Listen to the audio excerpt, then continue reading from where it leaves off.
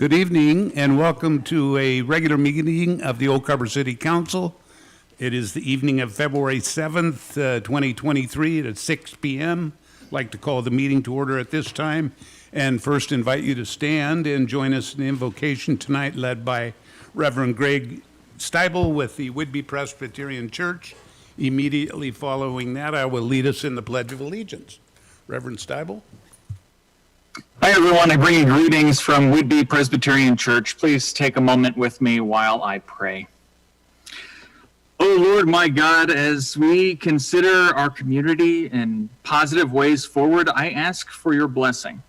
I ask for you to bless the leaders that are gathered together and that you would bless their discernment. I ask that you would bless the city that we call home, the city employees, our first responders, teachers, public employees, and elected officials. I ask that you would bless all the residents of this city, those who are here only temporarily and those who are here more permanently, who have been here even for multiple generations. As the days are finally getting longer, oh Lord, I ask that you would help all of us to see glimpses of new life, moments for new beginnings, and opportunities to grow in new hope. And in the spirit of that new hope, I ask that you may make this meeting a life-giving meeting for all involved. And I ask all of this in your holy name. Amen. Thank you, Reverend Steible. Please join me in the pledge. I pledge allegiance to the flag of the United States of America and to the republic for which it stands, one nation, under God, indivisible, with liberty and justice for all.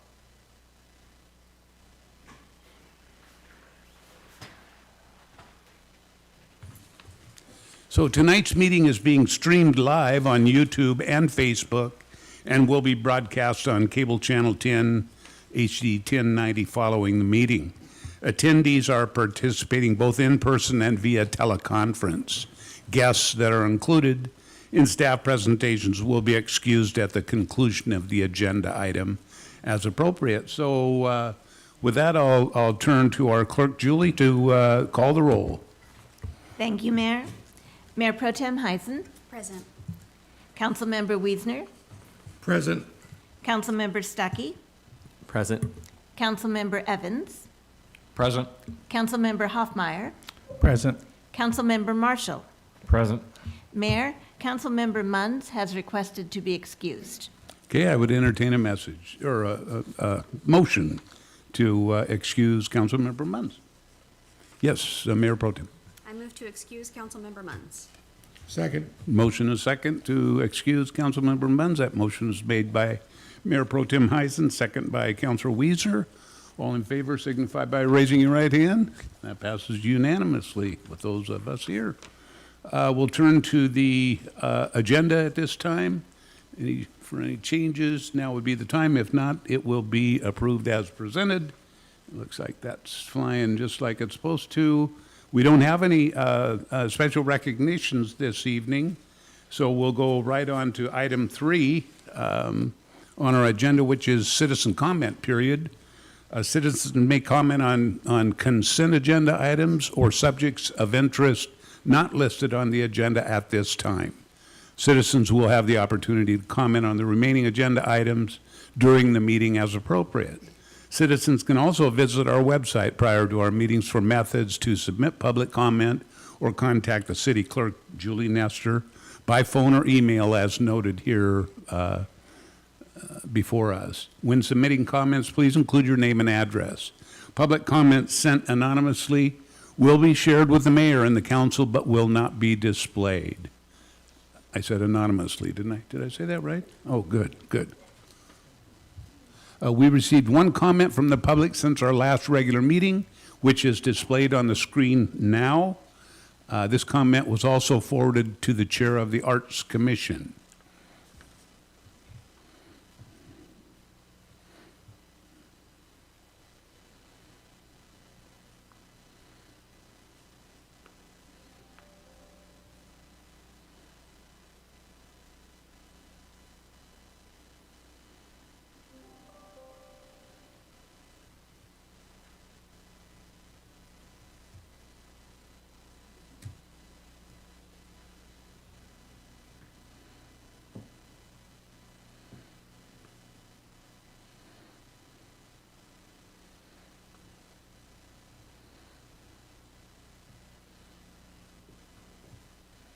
Okay, thank you for that. And are there any members of the public present who wish to speak to items not listed on the agenda or on the consent agenda? We have nobody who signed up, but you still can speak. Okay? Not rushing to the microphone, we'll get on to our next agenda item, which is our consent agenda. We will now move there, and staff has presented the listed consent agenda items, all of which were included in your meeting packet. I'd like to note that we may have a couple, or at least one maybe, here with us this evening, but it doesn't look like it, okay? That were appointed to a commission. Any questions about the consent agenda? Seeing none, it will be approved then as presented. So we'll go right on to the mayor's comments. Boards and commissions appointments. I'd like to thank John Chaszar for continuing on the Planning Commission, and note that the city still has some openings on committees. So please visit the website for more information. Safe Streets for All program grant. The City of Oak Harbor, in partnership with the Island Regional Transportation Planning Organization, will be receiving a federal grant for Safe Streets funding from the Department of Transportation. Senator Maria Cantwell created the program with the goal of helping to reverse the statewide increase in traffic fatalities. We were one of only 16 communities receiving this grant, which staff reviewed with council a few months ago. So we're excited about that. Community events. The center is hosting a 4-session course on fraud prevention on Wednesdays in February, as well as AARP tax aid on Fridays through April. Art Walk will take place downtown February 25th, and the applications for the annual St. Patrick's Day Parade are now available. City Employee Home Dedication Center Program Assistant Christina Benjamin will have her Habitat for Humanity program home dedication February 17th. Habitat works with qualified need-based families, with participants doing a percentage of the labor. City employees were able to volunteer assistance for Christina as part of our wellness program. Congratulations, Christina. We're excited for you. Thank you, employees that helped in that process. That's wonderful teamwork. So I'll now turn to the council for any council comments.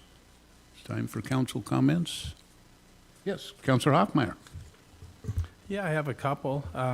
First of all, this coming Tuesday is an election day. I will be mailing my ballot out tonight, and I think regardless of which way you're going to vote, very important to do so. Another thing, I was reading the newspaper earlier today, actually, and during the Super Bowl, at the conclusion of the national anthem, 2 of the airplanes and the aviators doing the flyover are from NAS Whidbey. So that is pretty darn cool. I think as excited as I am for the game, that's probably a more important part.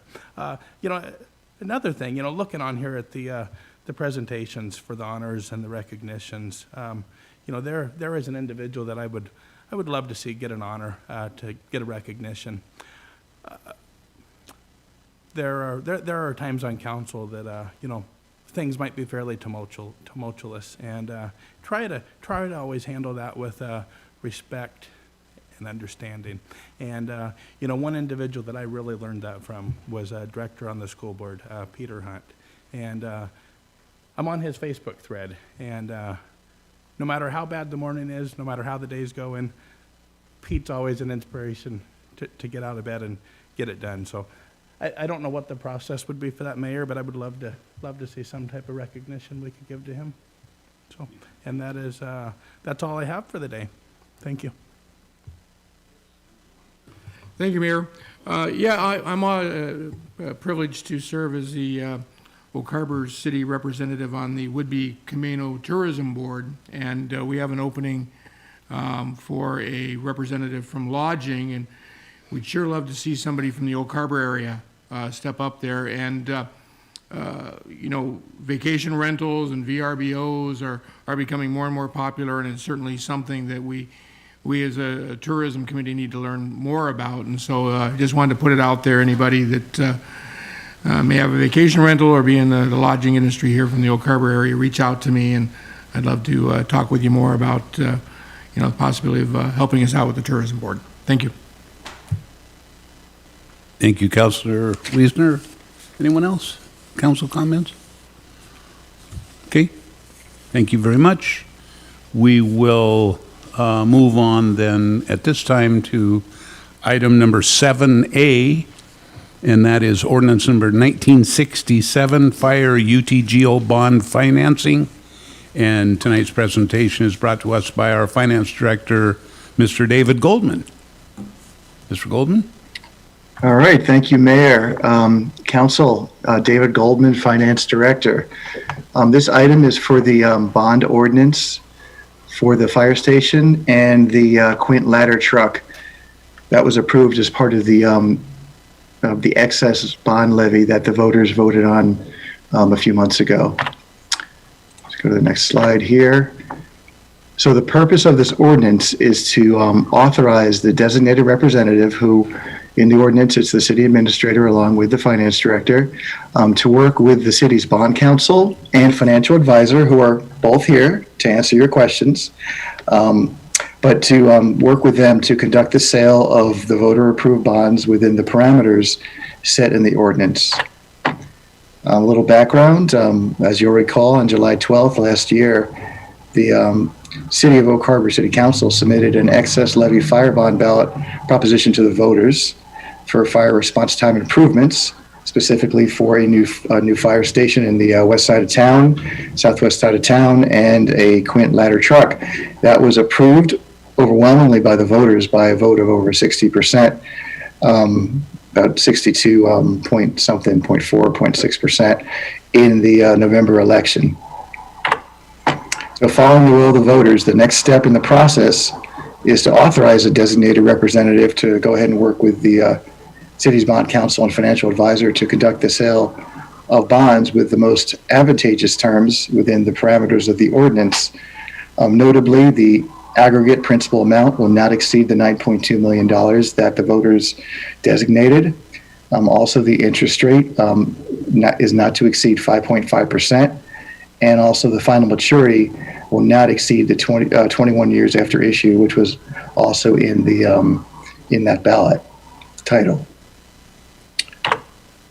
So moving forward, I have a motion on the screen, which I'm not going to attempt to read, but it's basically the exact title of the ordinance that's in your backup. So with that, myself and our bond counsel and our financial advisor are available to answer any questions you may have on this item. Thank you, Mr. Goldman.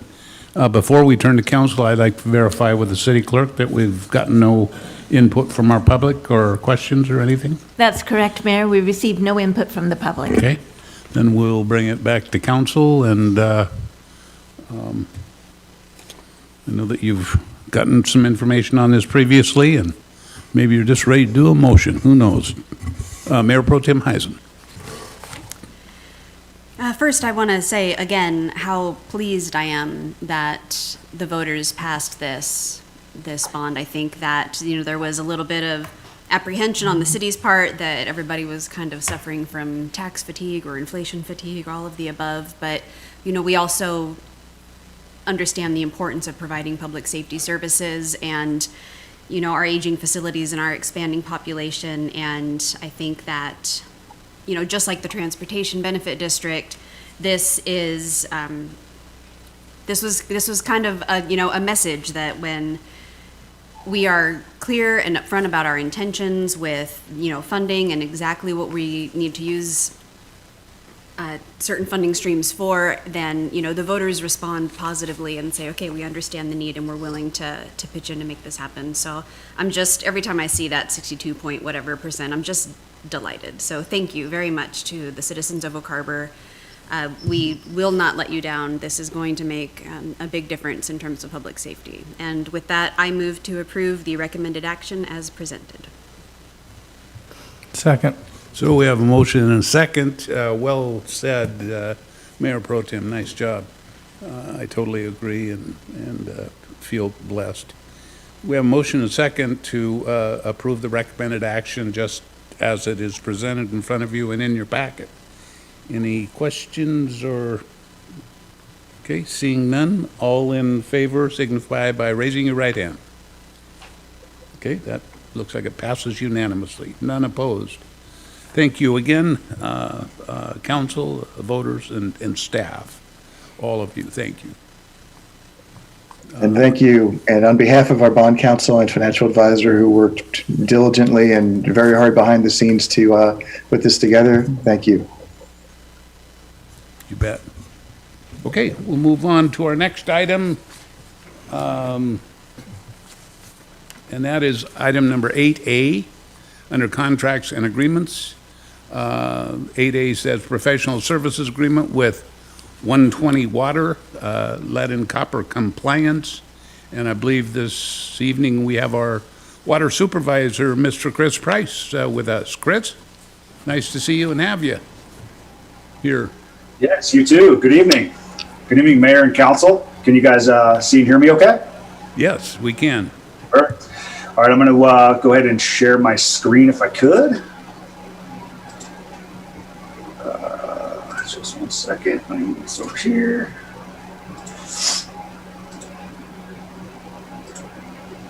Okay, can you guys see that? Yes, we can. Okay. Yeah, like the mayor said, I am the Chris Price, Water Supervisor for the city's Water Division. In this presentation, I am asking the mayor and council to consider a professional services agreement to assist the Water Division in meeting the new lead and copper rule revision requirements. So this Environmental Protection Agency requirement is the largest federal regulation on public water systems in the last 30 years. The EPA is taking lead in drinking water very seriously, and it is at the forefront of public health and drinking water regulations. Just a little bit of background. On December 22nd, 2020, the Environmental Protection Agency finalized the first major update of the lead and copper rule revision. EPA's new rule strengthens every aspect of the lead and copper rule to better protect children and communities from the risks of lead exposure. This rule affects Group A water systems, which is any water system that has 15 or more connections or serves 25 or more people per day. After the rule revision was adopted, communities awaited official guidance to be released from the EPA. Once the guidance was released in August of 2022, the Water Division staff began to kind of strategize how it was going to tackle this new rule revision. Staff began to identify homes that were built post-1986, which was the year lead was ordered to be reduced in drinking water pipes, plumbing, fixtures, and solder. And after compiling that data, it was found that a significant number of homes within the city were built pre-1986, and the service line material would need to be identified on both the public and the private side of the water meter to comply with the new rule. So the lead and copper rule revision was adopted out of an abundance of caution due to recent events nationwide. Lead in drinking water has moved to the forefront of citizen concerns regarding public health, and understandably so. Some hazards of elevated levels of lead in drinking water are lower birth weights, slow physical and mental development in children, damage to kidneys and increased blood pressure in adults, and along with some impaired reproductive systems, And although the rule regulates copper and it's the lead and copper rule, the hazards aren't as severe as lead. Elevated levels of copper in drinking water still contain ill side effects and can cause nausea and other gastrointestinal issues and become chronic if the cause is not remedied. So with the hazards being clear, lead and copper monitoring in the drinking water has been regulated since 1991 with the first lead and copper rule. In 1991, the EPA established action levels for lead and copper to reduce the risk of exposure.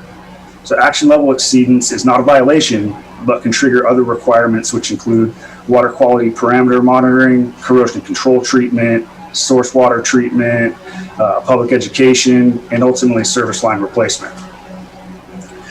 So Oak Harbor lead and copper sampling results have not exceeded any required action levels, and sample results continue to be well below required minimums. Trace amounts of lead can still be found in samples due to the EPA's first definition of quote-unquote lead-free. In 1986, the Safe Drinking Water Act prohibited the use of pipes, solder, or flux that were not lead-free in public water systems and facilities providing water for human consumption. At the time, lead-free was defined as solder and flux with no more than 0.2% lead and pipes with no more than 8%. But in 2011, Congress amended the Reduction of Lead in Drinking Water Act, revising the definition of lead-free by lowering the maximum lead content of the actual wetted surface of the plumbing product from 8% down to a weighted average of 0.25%. But lead sampling and remediation continue to progress with stricter regulation by governing agencies.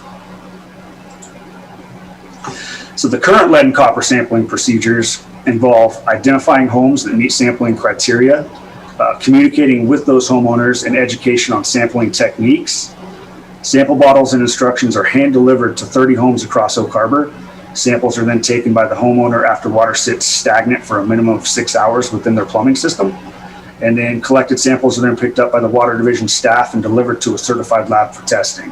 The homeowners are then notified of sample results within 30 days.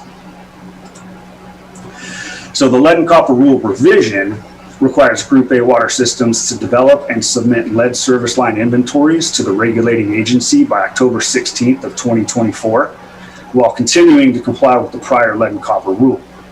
So the rule revisions require water utilities to classify each water service line material, prepare an inventory that includes the system and customer-owned portion of all service lines, use evidence-based methods or techniques to identify those service line materials, submit service line inventory to the regulating agency by October 16th of 2024, notify customers of service lines that contain lead or pipe material unknown, and make the inventory available to the public upon request.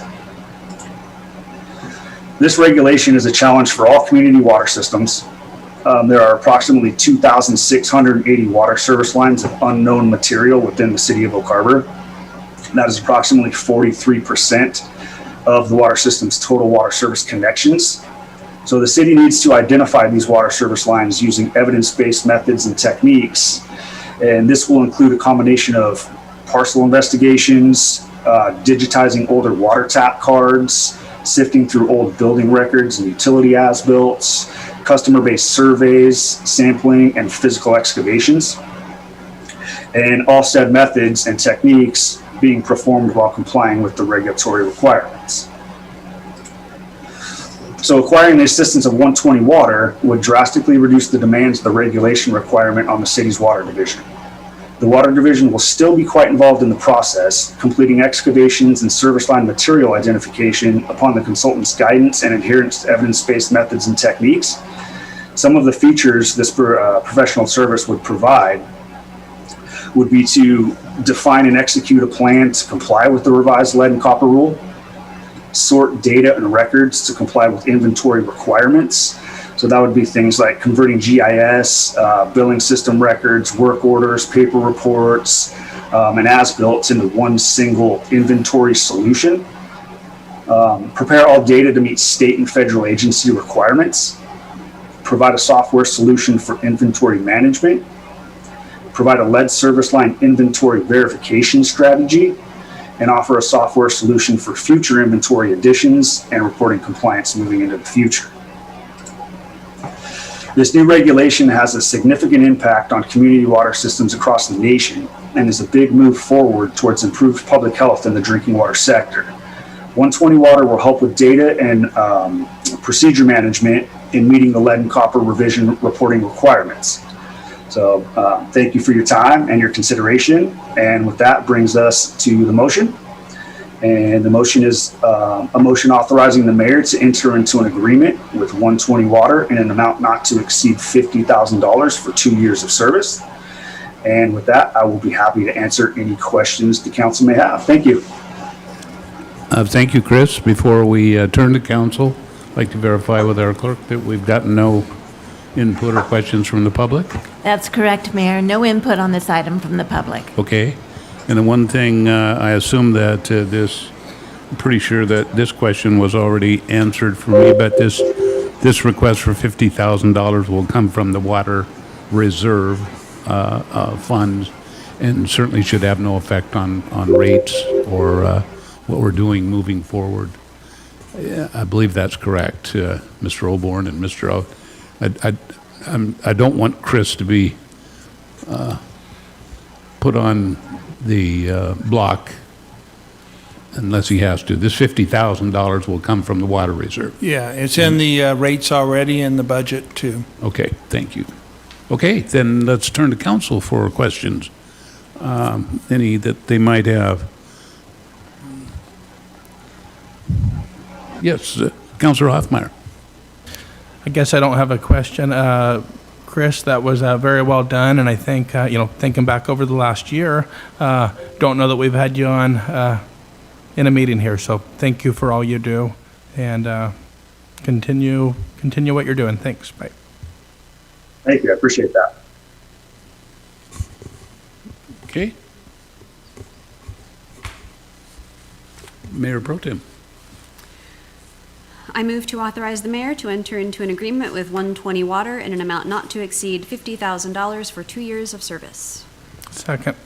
Okay, got a motion and a second. That motion is very, very close to the recommended action. Motion to authorize the mayor to enter into an agreement with 120 Water, not to exceed $50,000 for 2 years. So that motion was made by Mayor Pro Tem Heisen, second by Councilor Hoffmeyer. All in favor, please signify by raising your right hand. Looks like that passes unanimously. Okay, thanks again, Chris.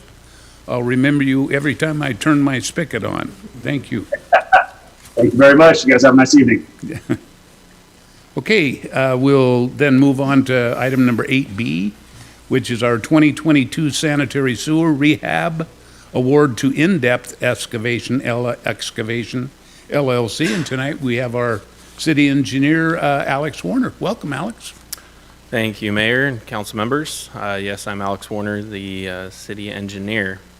So this is for the 2022 Sanitary Sewer Rehabilitation Project as constructed in 2023. So some background on this project. We have several sewer mains in the northeast part of the city that are in dire need of repair. They are concrete, they are deteriorating, and they are allowing a significant amount of I&I into our sewer system. So we are choosing to use a trenchless technology. It's called pipe bursting. This will avoid creating a trench down the center of the street. It will also reduce costs and impacts to the residents. So there will be some limited excavation required to attach the lateral service lines that go from our sewer main towards the homes. We will be installing the new sewer main, replacing the laterals to the edge of private property, replacing and rehabilitating 10 manholes, providing bypass pumping and traffic control.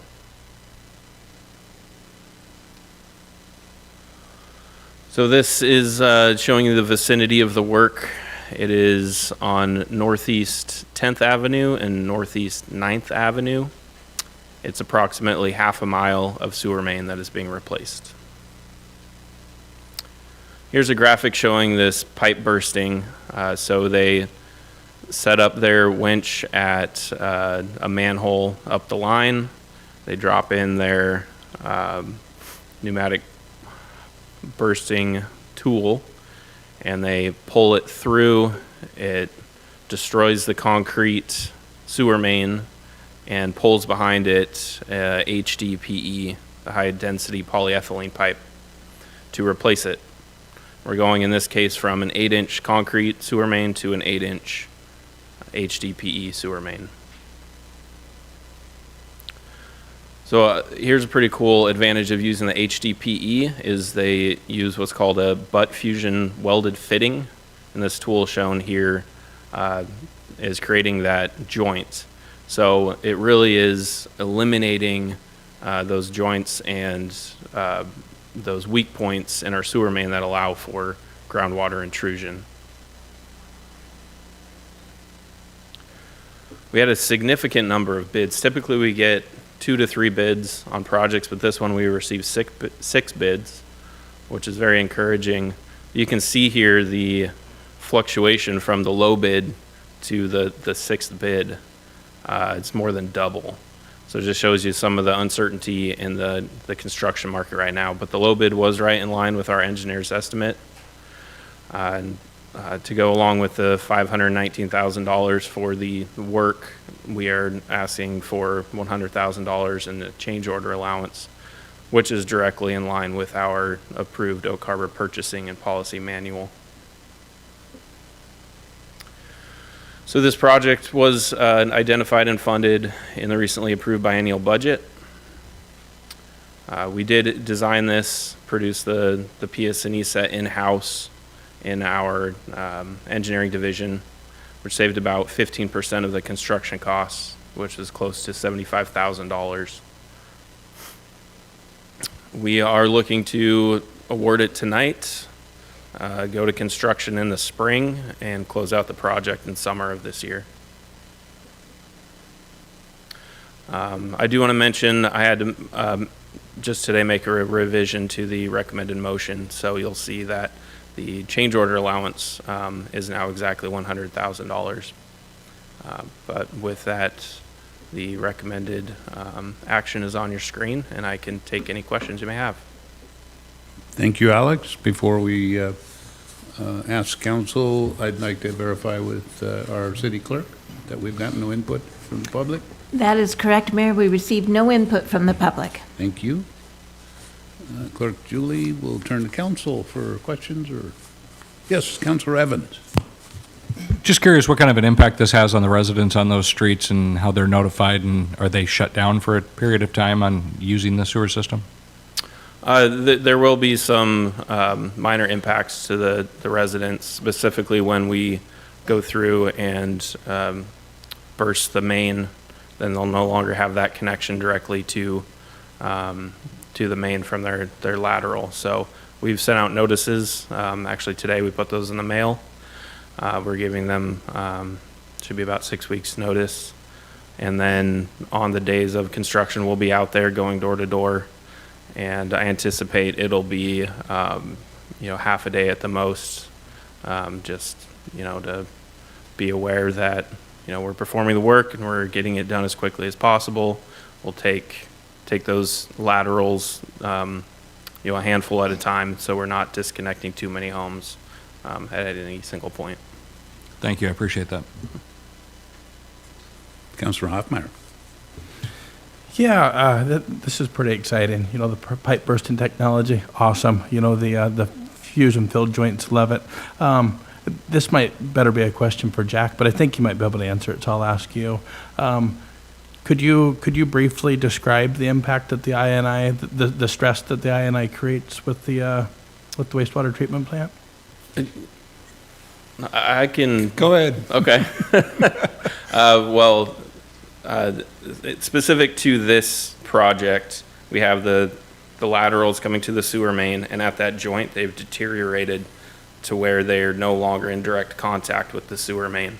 So anytime we have rain events with groundwater, rising, as soon as the groundwater level hits those laterals, it basically is draining the groundwater into our sewer system.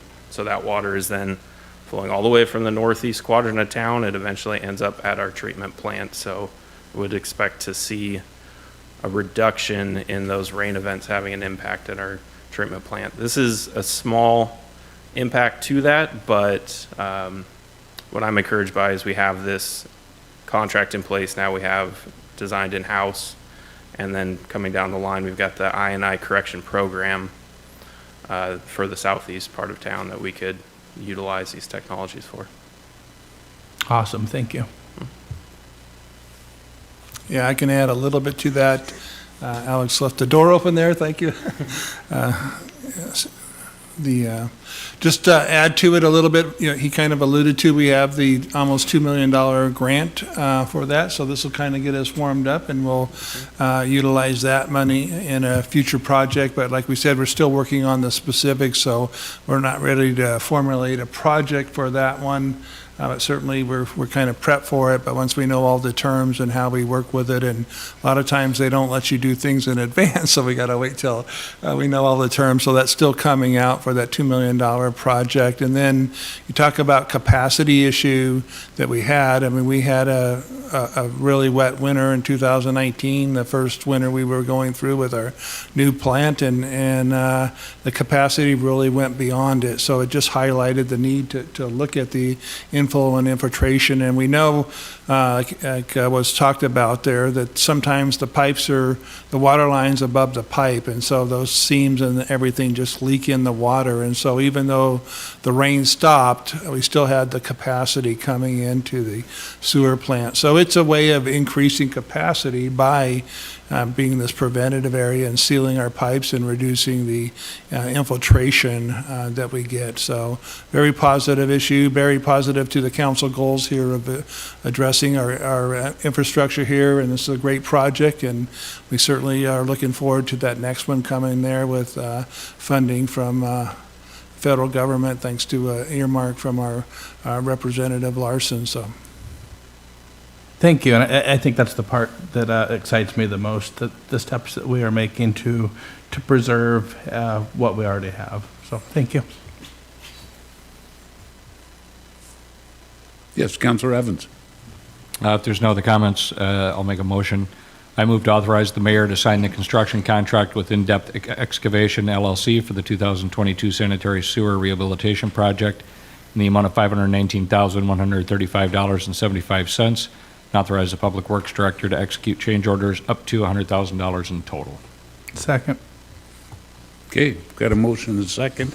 That motion reads exactly like the recommended action on our screen, not in our packet. And so that motion was made by Councilor Evans, second by Councilor Hoffmeyer. Any other input or questions? Seeing none, all in favor signify by raising your right hand. Okay, that passes unanimously. Great, thank you, Alex. Thank you. Nice job. Okay, we'll move on to item number 8C at this time. Purchase and sale agreement for property located at 1250 Southwest Swantown Avenue for a second fire station. We have this evening with us for this presentation our Fire Chief Ray Merrill and our City Administrator Oborn. So take it away, guys. I will go ahead and lead it here. Thank you, Mayor, and thank you, City Council. I'm Oak Harbor City Administrator Blaine Oborn, and I just want to recognize the team effort here, especially our Fire Chief Merrill, our Finance Director Goldman, Public Works Director Schuler, and our Development Services Director David Cool. And also I want to recognize here tonight also to answer any questions, our Deputy Fire Chief Buxton is here. So team effort here, and I think our city engineer went ahead and stayed, and Alex Warner here, and just a team effort, and certainly led by our chief here in pursuing this property purchase. So with that, I think the presentation up.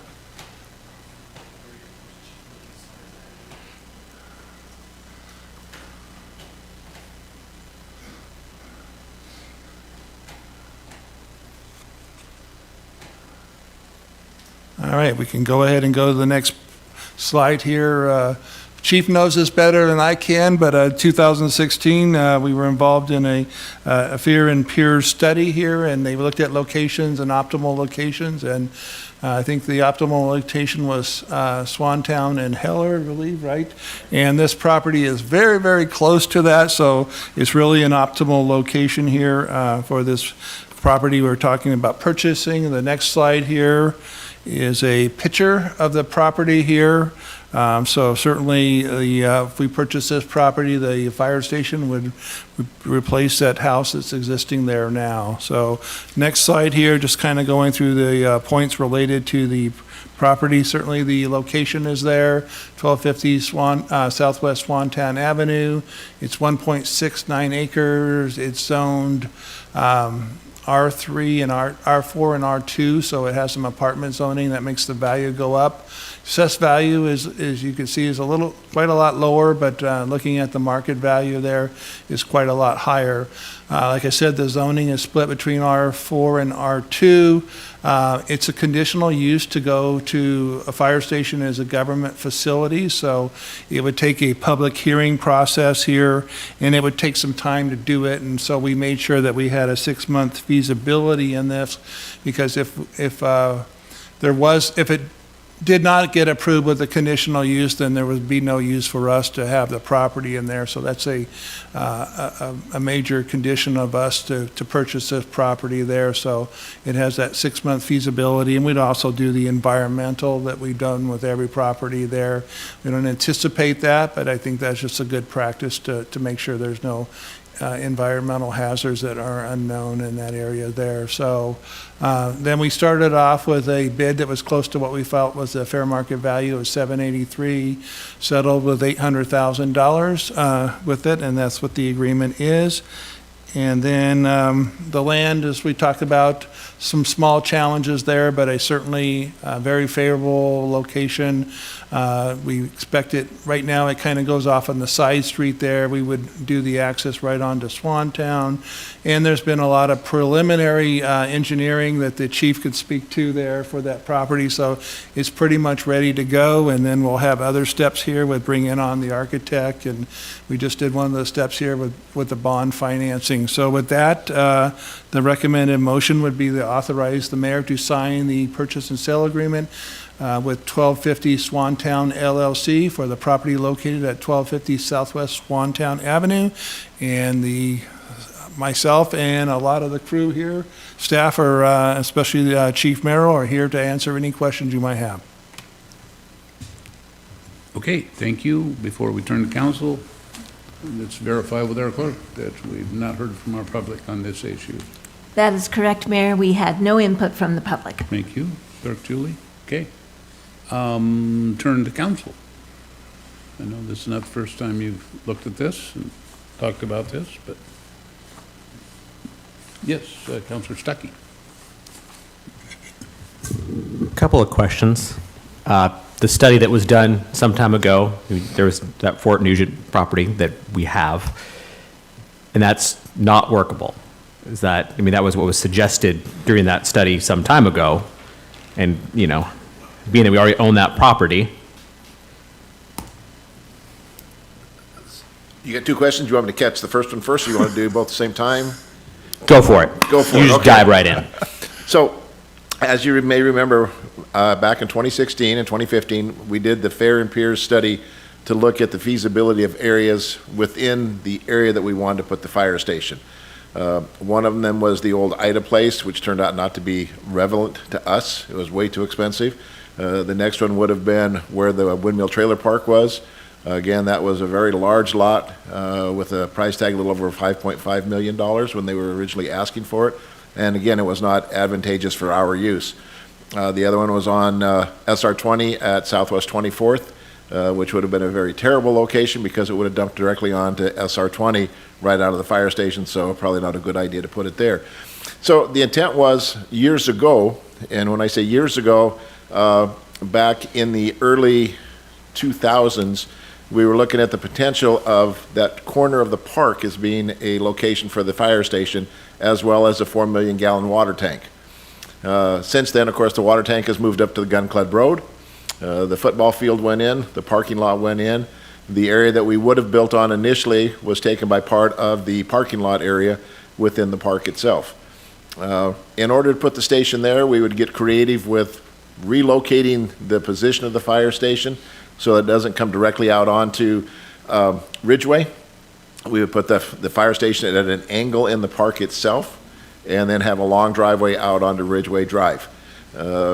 We would have to take some park property, and in years past there was always discussion there could be no net loss of park property, which said that if we took another 3/4 to an acre, we would have to buy property somewhere else in the city to replace the park property that we took to build a fire station on. So that was kind of a detracted from originally building on the park. At the time that we were looking for the properties, we didn't realize that 1250 Southwest Swantown was available, else we would have looked more heavily at that location. That property became available later into the process. So there are positives to the park itself. There's some negatives that we would have to work through. Nothing is, well, I hate to say that nothing is insurmountable, but there is potential. Of course, we'd have to move the high-tension power lines over the location where the station would be, as well as there's a bunch of fiber optic that would have to be moved. Again, not insurmountable, but there would be things we'd have to do at the park property. You're going to lose some parking area in the parking lot just in order to place the fire station where we need to put it.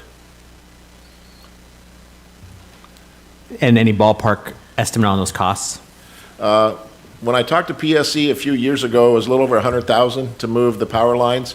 Last time I talked to him, it was about 150,000. Have no idea about the fiber optic, couldn't tell you. And I could not tell you how much net loss there would be in parking in the parking lot just to get the fire station to fit on the site that we need it to be on. I guess my main concern is 800,000 is obviously a lot more than it was originally thought that we might get property for. You know, once you get into this with the fire station, you kind of make some modifications to reduce costs a little bit. But once you buy the property, you buy the property. I mean, the money's spent. There's no changing that. So if we spend this much money on this property, which is more than we had thought and more than we had budgeted, are we still reasonably certain that that station can be made for the price that was budgeted? Yes. Very reasonably certain? On a scale of 1 to 10 or 1 to 5? I'll give you 1 to 10. I'll give you the benefit of the doubt. I would say we're about a number 7, number 8, because when we did our price analysis, how do I best word this? If in our soft cost, which is all the furnishings inside of the building, if a refrigerator is going to cost $2,500, it costs $3,000. So we upped the cost of what we looked at soft costing being, so that we knew we had a buffer that we could work against. So that if there was some price inflation that we had to deal with, we were built into that process. When we looked at the station originally, it was $2.7 million back in 2016. Now, the price of the property back in 2016 was a little over $200,000. So by waiting from 2016 to now, price of the property went up $600,000. The price of the station went up from 2.9 to 4.1 million.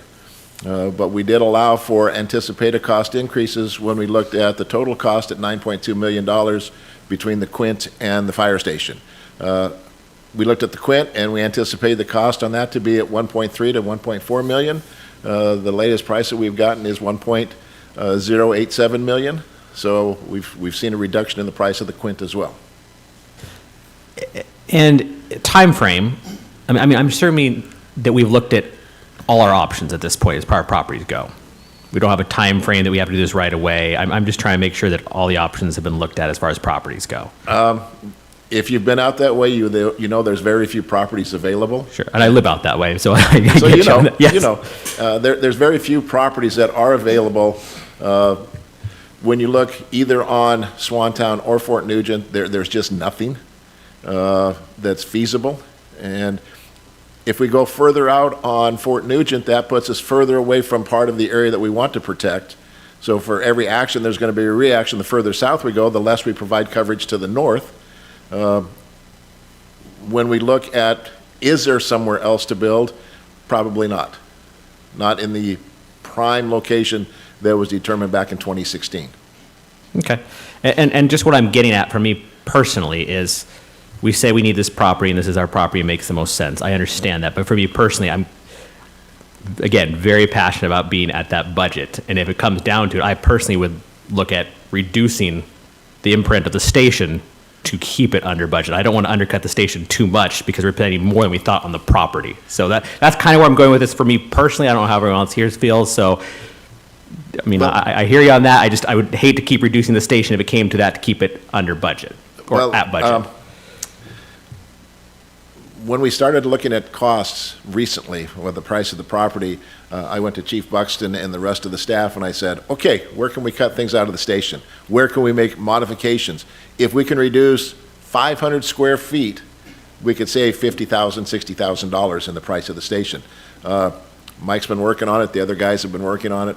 We've looked at ways we can not detract from it, but still be functional within the station. And I appreciate you guys' ingenuity. I know you guys are very good stewards of the money, and I have no doubt of that. Just obviously with things in the past with the treatment center and stuff going over the budget, that's my worry. So you're saying that's what we got to do, and we'll make sure that station's on budget. I mean, that's good enough for me.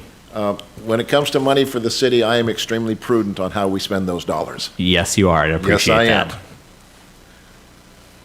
am. Councillor Hoffmeyer. For me, this is a pretty easy decision. $150,000 to move the power, probably that much more again to move the fiber optics, the other money that goes into it as well. So this location is a little more, several $100,000 more possibly. But once the station's built, it's there for the next 50 years. 70. So once it's built, it's there for the next 70 years. And I actually believe that 70, because if you look at the station on Whidbey, it looks brand new, right? The northwest quadrant of town does not currently fall within a 4-minute response time. I think it's closer to 5.5 minutes. Mm-hmm. Okay. With the station being built on Swantown, the northwest quadrant would be right about the 4-minute mark. If the station were at Fort Nugent Park, you're back to 5.5 minutes again, roughly. So for me, this is very easy, and I certainly support it. Thank you. And that's why I say for every action, there's going to be a reaction. If we move further south, we reduce what we looked at to try to improve services to the northwest. So. Anyone else? Councillor Wiesner. Thank you, Mayor. I'm going to put my realtor hat on. It seems to me, that as stewards of the citizens' money, and I agree with your statements, Chief Merrill, that you guys have always been prudent with the city's money. But I think we also have to be prudent. And I guess I'm a little concerned that we don't have anything in here regarding appraisal. Of course, we do have a feasibility contingency. I'm going to suggest that it's, just in the best interest of the city, that, it's $1,000 for a property appraisal, right? That's part of our feasibility. We had one done. We already have one. We had a full. We have provided you a copy of it. Okay. I guess the concern I have, right, is just looking at the property you mentioned across the street, 5 acres. That was on the market for $1.8 million, didn't sell, and has recently sold to the county for $2.2 million with a vetted 58-unit R4 development on it, and that was 5 acres. It's another property available down the street that's 3.5 acres, that's 1.3 million, that's zoned R4, where this is zoned half R2, half R4, right? And so that's the only reason I bring it up. And we have an appraisal. You're right, Mr. Oborn, you did send it to me, and I do remember going through it and kind of looking at some of the comps that were used and noting that the most recent sale comp and the other on the market comp, they weren't part of the comps, right? And so I think the concerns were out of the comps. I'm going to support this, but I'm going to watch it heavily during feasibility, right? The reality is, yes, I know we got pads, we got all the things that we can catch up later on, but if we start out behind, we're going to be playing catch up the whole time, right? And I certainly appreciate all the due diligence and location and understand that, right? And why location is important and why, while trying to compare vacant properties to vacant properties, they don't compare, right? Because development costs, sewer lines, size of sewer lines, upsizing, water lines, slope, retaining walls, all of that stuff is going to come into play when determining which property is really the best one to develop, with the understanding of we need to find something that we can develop with a location that suits the fire department, right? So it's a happy medium. So I'm just going to, ask that we all keep in touch during this feasibility. What I'd be expecting out of this property, right, is no real surprises from the development side, right? If we're going to be paying, kind of the premium price for a property and the location we want, I would be expecting that we're not going to have a whole lot of utility upgrades to do, that we're not going to have a whole lot of massive retaining walls to build, et cetera, because ultimately that's what's going to get us in trouble down the line, right? If we pay a premium price up front and then have an excessive amount of development costs as we go into the project. Agreed? Oh, absolutely. All right. You're not getting an argument on this side of the fence. All right, thank you. Okay, anyone else?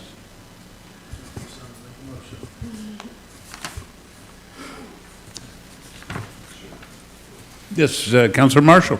Thank you, Mayor. If there's nothing else, then I'll move to authorize the mayor to sign the purchase and sale agreement with 1250 Swantown LLC for the property located at 1250 Southwest Swantown Avenue. Second. Okay, we've got a motion and a second. Motion reads exactly like the recommended action. That motion is made by Councilor Marshall, second by Mayor Pro Tem Heisen. Seeing no other questions or input, all in favor signify by raising your right hand. Okay, that passes unanimously. Thank you, council. So, Thank you. Thank you, Chief and Administrator Oborn. We will keep our eye on this. I'm already doing that. I've been a part of this purchase. As you can see, my name's all over that agreement and had some of the same concerns, certainly. So keeping a close watch on that. So with that, we have no other items on our agenda for consideration, and unless the council's got anything more, we're gonna have this meeting over with before 7 o'clock. I'll entertain a motion to adjourn. Motion to adjourn. Is there a second? Second. Okay, all in favor signify by waving goodbye and thanking all the citizens and all you here tonight. Thank you.